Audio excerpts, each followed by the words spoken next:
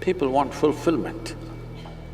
Well, it takes a lifetime of effort for most human beings, that things that they pursue will not and cannot bring fulfillment. Moving to a place where you can handle any kind of challenge simply means it's giving you the freedom to do what you want. Because there is no the God, there is no incarnation. Avatar means a repeat performance.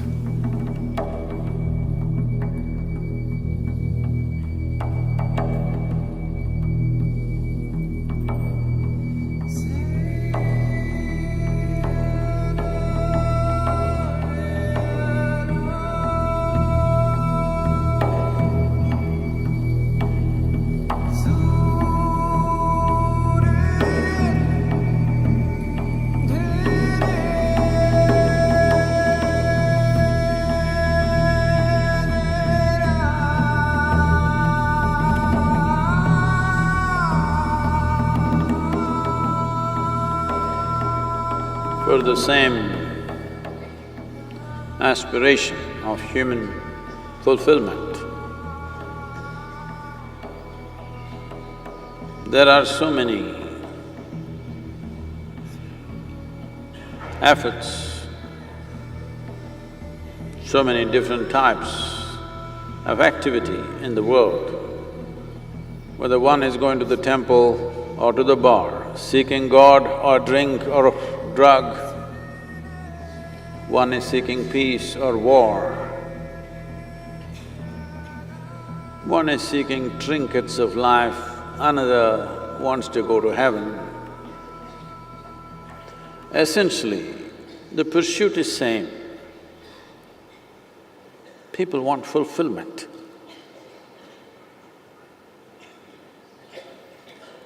Well, it takes a lifetime of effort for most human beings,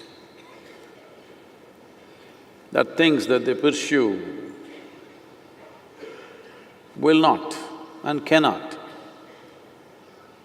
bring fulfillment. Samyama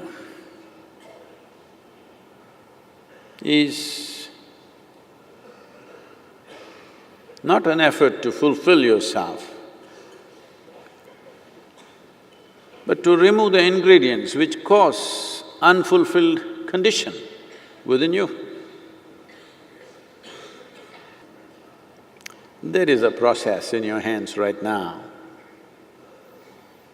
Where you will take this process is in your hands. But it is such a potent and alive process, a very live and potent process, that if you give yourself to it, it does things that you've not imagined possible ever.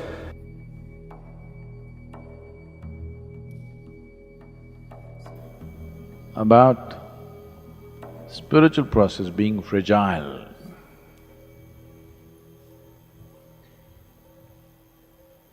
if you ask me,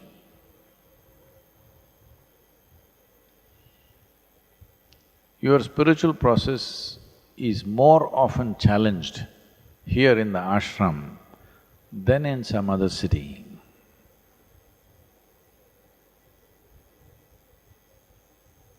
It is challenged and it's also supported. That's important. You simply challenge, people may feel defeated. It must be constantly challenged and it must be also supported and nursed. Both are needed. As I said, some nursing is also needed, some challenge is also needed. Both are needed. There's no challenge, just nursing, you will grow up very weak. Only challenge, no nursing, you may break. It's a balance. Is there a perfect balance? There's no perfect balance, everybody balances somehow. So, where you feel most uncomfortable, you stay there. That'll be good for you. That is if you want to grow quickly. If you want to grow slowly, be where it's most comfortable. It's taken a lot of effort to constantly design every situation like that there is nourishment and there is challenge, and there is nourishment and challenge. From being a Isha's Anga to become Isha, that means wherever you go, it's the same thing. Doesn't matter. You're in the middle of a marketplace, you're like this only. You can participate in everything but untouched by anything. So this is a simple test for yourself. If you miss anything, not just people, anything. Right now,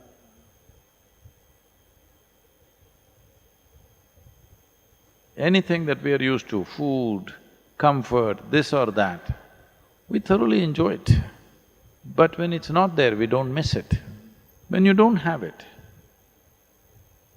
if you're in the same condition as when you have it, this is a good indication. That means you are moving from a nursery to face any kind of challenge. Moving to a place where you can handle any kind of challenge simply means it's giving you the freedom to do what you want. Whatever we want, we can take it up and do it.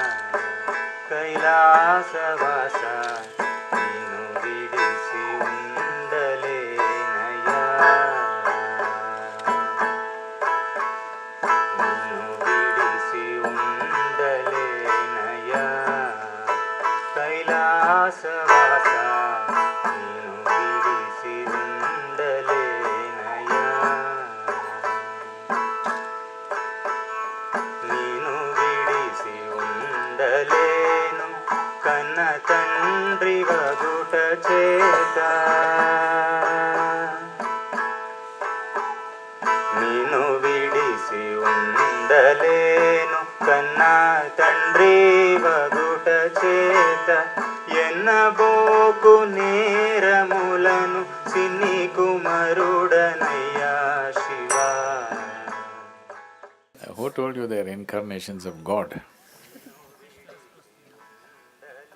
No, you must understand this. See, the idea of the God only comes from the three Abrahamic religions. That there is the God somewhere, one authority. Nowhere else does it exist. Not at all in this culture. We called any being who is evolved beyond what we thought was a normal human being as a deva. That means he's like godlike. Because I think I've spoken about this, people call Tendulkar a cricketing god. Everybody want to come and fall at your feet and things is because when they see somebody that is evolved beyond what they think is normal, what they think is normal, then that person, they are saying, he's divinely endowed, something more than what we have. There is no the God. Because there is no the God, there is no incarnation. Avatar means a repeat performance. Yes, avatar means he's come once again in a certain form. But does not mean the God has come. If somebody is of a certain kind, they say, oh, he's Shiva's incarnation. You must understand this. In this culture, for example, they were talking about Ramana Maharshi. People used to refer to him as Bhagwan. Bhagwan generally literally translates to almost like God. It's, yes, Sanskrit, somebody tell me what's Bhagwan, how does it break into two words? A fortunate being, that's what they're trying to say, okay. But generally, these are the words that are there to describe God. Tamil enna? Kada ul means it's going inwards again. Oh, that's nice. I didn't realize that, I thought kadval kadval and so like. If that is the meaning, it's fantastic that they're calling, using a word for God as something that is within. In the dictionary it has been said like that, one who had overcome the self or existence. If that is a dictionary meaning, it's a wonderful, absolutely fantastic meaning. Always they're referring to God as one who's transcended his own self. Fantastic. So these are the kind of the words that are there. There is no the God anywhere in these languages or in this culture. So when you… in the question when you say, how did the incarnations of God come here? They didn't come here, they were here and they transcended their self and they became Kadavul.